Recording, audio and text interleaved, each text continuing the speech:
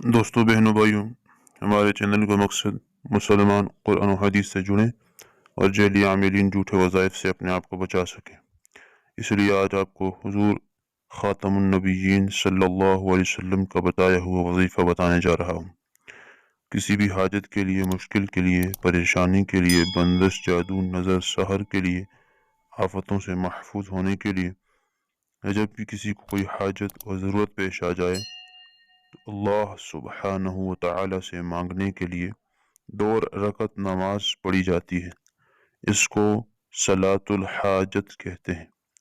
سرکار دو عالم خاتم النبیین صلی اللہ علیہ وسلم نے فرمایا کہ جس کو اللہ سبحانہ و تعالی سے کچھ حاجت یا کسی انسان سے کچھ ضرورت ہو، اس کو چاہیے کہ وضو کرے اور اچھی طرح وضو کرے اور اس کے بعد 2 رکعتیں نماز کی پڑھ لے، عام نمازوں کی طرح، اور نماز پڑھ کر اللہ سبحانہ و تعالی کی تعریف بیان کرے اور نبی کریم سرور دو عالم خاتم النبیین صلی اللہ علیہ وسلم پر درود بھیجے۔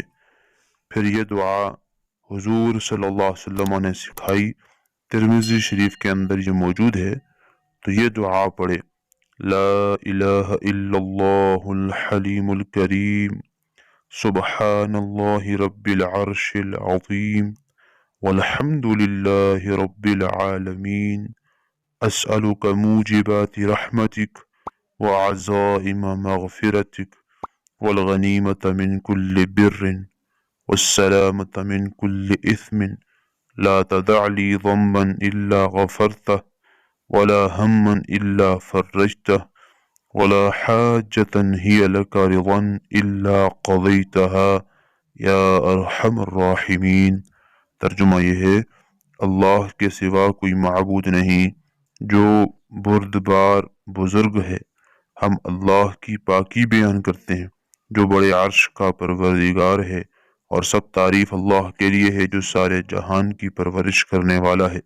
اے اللہ، میں تیری رحمت کے اسباب کو اور تیری بخشش کو ضروری کرنے والی چیزوں کو مانگتا ہوں اور تجھ سے سوال کرتا ہوں کہ ہر نیکی سے غنیمت اور ہر گناہ سے سلامتی عنایت فرما۔